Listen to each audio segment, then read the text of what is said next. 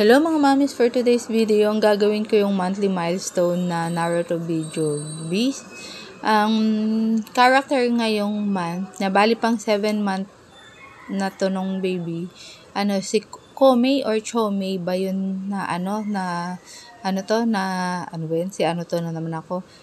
Naruto video basta Komei or Chomei yung basa, hindi ko alam.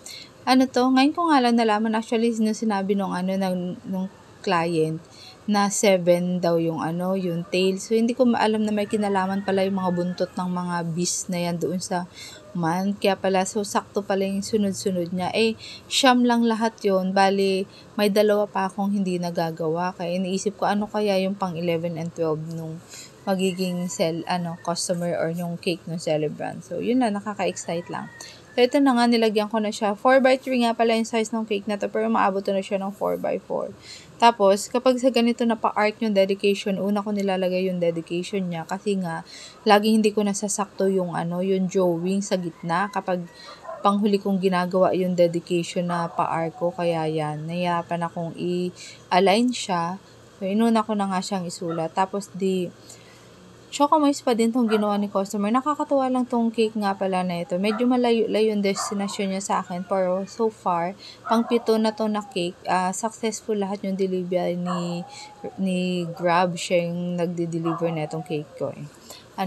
Walang damage, talaga maayos. So, nilagyan ko na muna siya ng outline na puti para sakali man na mag-stain yung food color na yun. Kagaya niyan, dark red siya or deep red ba siya.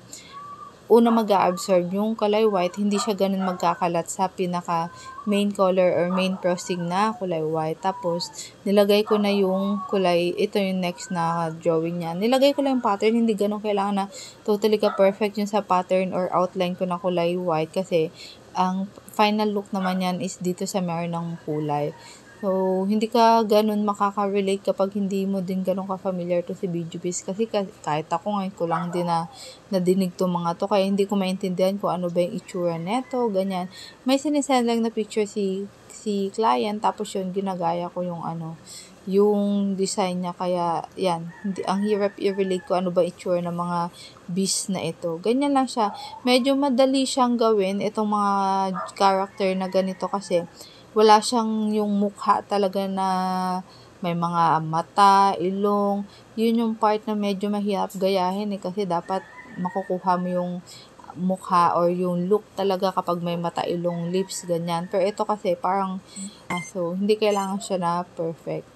Ayan na nga.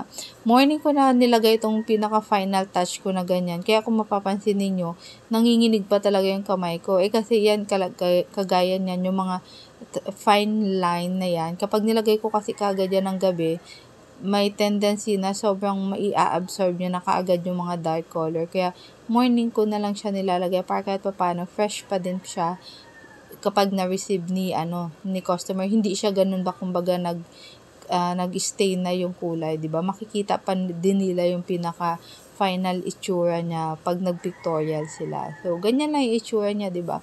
Mukha siyang madali, pero so far, inabot din ako ng ilang oras na i-drawing to kasi kung mapansin niyo medyo madami-dami din yung color combination niya, 'di ba?